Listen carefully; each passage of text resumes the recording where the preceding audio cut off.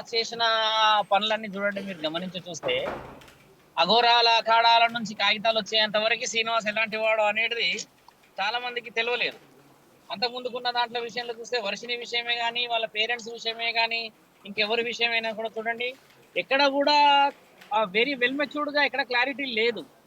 లేని సమక్షంలో ధర్మాన్ని కాపాడాలి, ధర్మాన్ని కాపాడాలి అని చెప్పేసి సాధు సత్పురుషులంతా మహాకుంభమేళ నుంచి ఒక నినాదంగా దేశమంతా తిరుగుతూ ఉంటే, ఈయన గారు మాత్రము ఆడపిల్లల విషయంలో, డబ్బుల విషయంలో కానీ, ఇంకా ఏదైనా పూజల విషయంలో కానీ వితండవాదవానికి పోలీస్ అధికారుల మీదకి పోవడము, ఇంకెవరైనా అడ్డుపడితే దుర్భాషలాడటమే చూస్తూ వచ్చాం.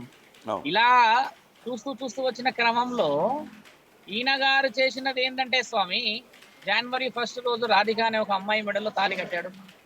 అలా కట్టడం చేత అదే రోజు సాయంత్రము ఇంకేదో విశేష వివరణ జరిగేసి 15 రోజులలో తిరిగి వస్తానని చెప్పి వెళ్ళిపోవడం మనందరికీ తెలిసిన విషయమే.